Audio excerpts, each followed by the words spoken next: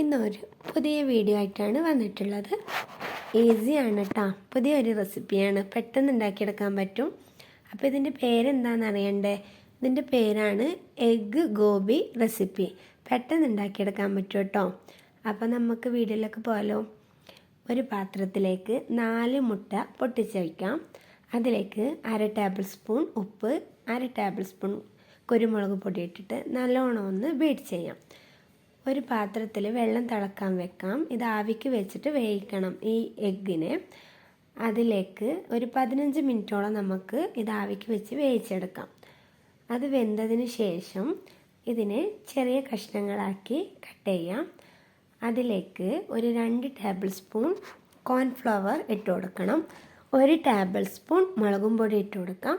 1 table spoon സൺഫ്യൂർ oil ഒഴിച്ചു കൊടുക്കാം. അതൊക്കെ നല്ലോണം മിക്സ് ചെയ്യണം കേട്ടോ. എന്നിട്ട് ഒരു ചട്ടിയിലേക്ക് എണ്ണ വെച്ചിട്ട് എണ്ണ ചൂടാവുമ്പോൾ അതിലേക്ക് ഈ എഗ്ഗ് ഒന്ന് ഇട്ട് കൊടുത്തിട്ട് ഫ്രൈ ചെയ്തെടുക്കണം.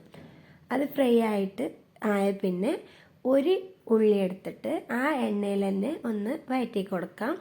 പിന്നെ ഒരു ക്യാപ്സിക്കം അതും അതിലേക്ക് ഇട്ടിട്ട് വഴറ്റി കൊടുക്കാം. കുറച്ച് ഉപ്പ് ചേർത്ത് കൊടുക്കുന്നുണ്ട് കേട്ടോ. അതും ഒന്ന് നല്ലോണം വഴറ്റി കൊടുക്കാം.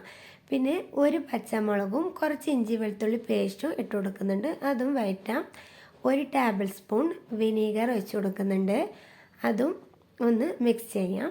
പിന്നെ ടൊമാറ്റോ സോസും ചില്ലി സോസും സോയാ സോസും ഒക്കെ ഒരു മുക്കാൽ ടേബിൾ സ്പൂണോളം ഒഴിച്ച് കൊടുക്കുന്നുണ്ട്. പിന്നെ കോൺഫ്ലവർ ഒരു 1.5 ടേബിൾ സ്പൂൺ കുറച്ച് വെള്ളത്തിൽ കലക്കി വെച്ചതാണ്, അതും അതിലേക്ക് ഒഴിച്ച് കൊടുക്കുന്നുണ്ട്. അതൊക്കെ ഒഴിച്ചിട്ട് ഒന്ന് നല്ലോണം അതിൻ്റെയൊക്കെ ഒരു പച്ചമണക്കം ഒന്ന് മാറി വരണമല്ലോ, അത് വരെ ഒന്ന് നമുക്ക് വഴറ്റി കൊടുക്കാം. ഓവറൊന്നും ഇത് കളറൊന്നും മാറണ്ട. ഉള്ളി ആയാലും ക്യാപ്സിക്കൊക്കെ ആയാലും ജസ്റ്റ് ഒന്ന് മാറിയാൽ മാത്രം മതി. അപ്പോൾ അതൊക്കെ നല്ലോണം ഒന്ന് മിക്സ് ചെയ്യാം. അതിലേക്കൊക്കെ ഒന്ന് പിടിക്കണ വരെ മിക്സ് ചെയ്ത് കൊടുക്കാം. പിന്നെ ഞങ്ങൾ പൊരിച്ച് വെച്ചിരിക്കുന്ന എഗ്ഗ് ഉണ്ടല്ലോ, ആ എഗ്ഗിന് അതിലേക്ക് ഇട്ട് കൊടുക്കാം. ഇട്ടിട്ട് കുറച്ച് ഒരു പിടി, കുറേയൊന്നും വേണ്ട, ഒരു പിടി മല്ലിയില ഇട്ടിട്ട് നല്ലോണം ഒന്ന് മിക്സ് ചെയ്യണം.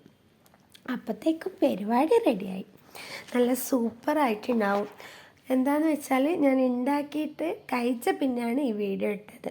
നല്ല ടേസ്റ്റ് ഉണ്ട്, പെട്ടെന്ന് ഉണ്ടാക്കിയെടുക്കാനും പറ്റും, വളരെ ഈസിയുമാണ്. നമുക്കെല്ലാവർക്കും പെരയിലുള്ള സാധനങ്ങളൊക്കെ വെച്ചിട്ട് ചെയ്യാൻ പറ്റുന്ന ഒരു വീഡിയോ ആണ്, പെട്ടെന്ന് ഉണ്ടാക്കിയെടുക്കാൻ പറ്റും. അപ്പോൾ തീർച്ചയായിട്ടും എല്ലാവരും ട്രൈ ചെയ്ത് നോക്കണേ. പിന്നെ എൻ്റെ ചാനൽ ആദ്യമായിട്ട് കാണുന്നവരാണെങ്കിൽ സബ്സ്ക്രൈബ് ചെയ്ത് സപ്പോർട്ട് ചെയ്യണേ.